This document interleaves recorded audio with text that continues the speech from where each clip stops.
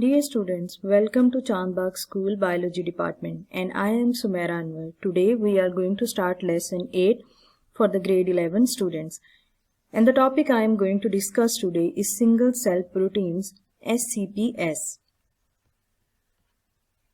So some background knowledge. Single cell proteins are substitutes, means they are alternatives for the normal protein rich food such as meat and fish.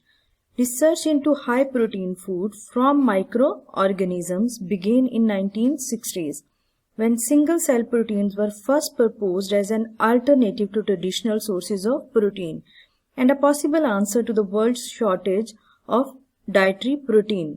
In order to overcome the world shortage of dietary protein due to increasing population, there is a demand for the production of or finding alternative ways by which we can obtain protein.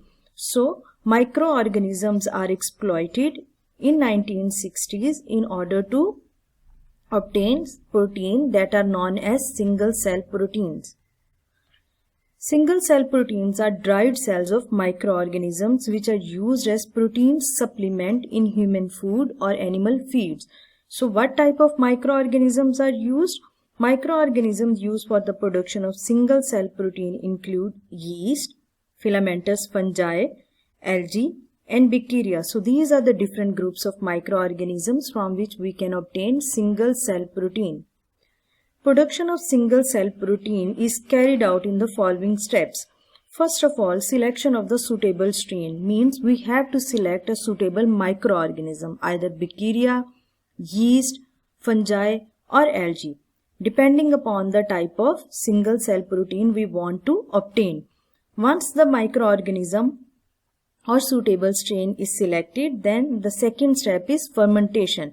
Fermentation conditions are optimized according to the type of suitable strain.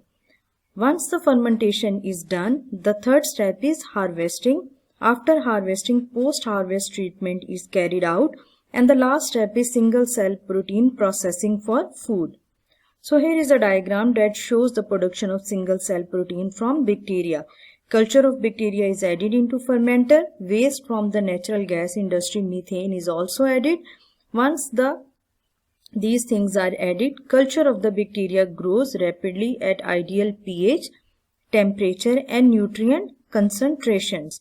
So here is a continuous mixing during the fermentation process, and once the fermentation is completed, cells are collected and dried to form a powder. So single cell protein, an important food for the cattle, not used for the human. Advantages: microorganisms reproduce very quickly, producing large mass of living material, biomass, in a short span of time. So food from microorganisms has a high protein content. Microorganisms can use a range of raw materials such as carbon sources, including waste products from the other industries. What are the other advantages? Strains of microorganisms with high yield for high production can be selected. Some other advantages of single cell protein: species of microorganisms can be genetically modified to produce strains with particular qualities such as their amino acids composition. Growing microorganisms in fermenter takes up little space and frees up land for other uses such as agriculture. Some single cell proteins are made from algae, which converts the sun's energy into biomass very efficiently. Production of single cell protein does not depend on climate. It can be carried out anywhere. So, disadvantages. In spite of many advantages, there are few drawbacks. Single cell protein has not been widely accepted for human consumption owing to certain problems as follows.